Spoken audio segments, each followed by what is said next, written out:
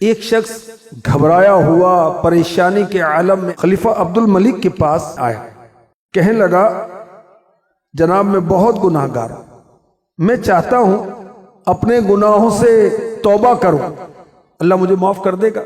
خلیفہ نے کہا تیرا گناہ بڑا ہے یا زمین و آسمان؟ اس نے کہا کہ میرا گناہ بڑا۔ خلیفہ نے کہا اچھا یہ بتا کیا تیرا گناہ لوح و قلم سے بڑا ہے؟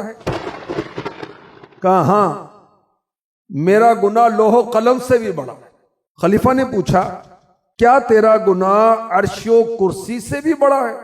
اس شخص نے کہا ہاں جناب میرا گناہ عرش و کرسی سے بھی بڑھ کر۔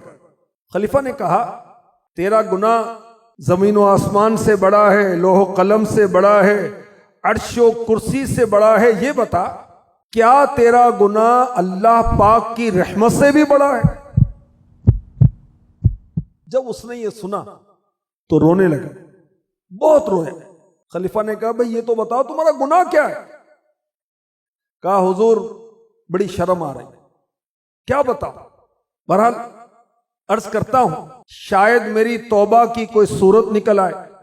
یہ کہہ کر اس شخص نے اپنی خوفناک داستان سنانا شروع کی۔ کہا سچی بات بتاتا ہوں میں کفن چور ہوں۔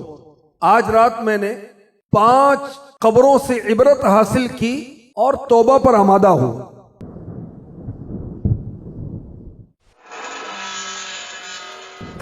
میں کفن چرانے کے لیے جب قبرستان پہنچا، قبر کھودی تو میں نے دیکھا مردے کا چہرہ قبلے سے پھرا ہوا تھا۔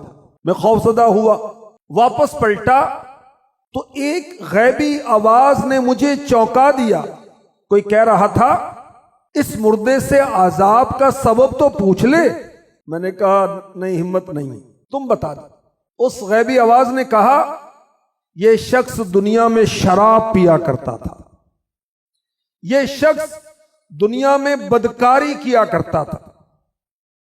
اس کفن چور نے مزید اپنی داستان سناتے ہوئے کہا کہ جناب رات جب میں نے دوسری قبر کھودی تو وہاں بھی ایک دل ہلا دینے والا منظر میری آنکھوں کے سامنے تھا۔ مردے کا چہرہ خنزیر جیسا ہو چکا تھا اور وہ مردہ طوق و زنجیر میں بندھا ہوا تھا، اس کے ہاتھ بھی بندھے ہوئے تھے، اس کے پاؤں بھی بندھے ہوئے تھے۔ غیب سے آواز آئی یہ جھوٹی قسمیں کھاتا تھا، یہ حرام کھاتا تھا۔ میں نے تیسری قبر کھودی تو اس قبر میں بھی ایک بھیانک منظر تھا۔ مردے کی زبان جو تھی وہ گدی کی طرف سے نکال دی گئی تھی اور اس مردے کے جسم میں کیلیں ٹھوک دی گئی تھی۔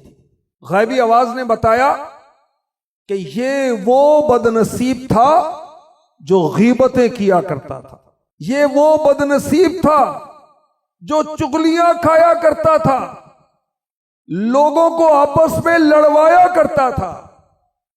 اس کفن چور نے اپنی خوفناک داستان کو آگے بڑھاتے ہوئے کہا میں نے چوتھی قبر کھودی تو میری نگاہوں کے سامنے ایک اور سنسنی خیز منظر تھا۔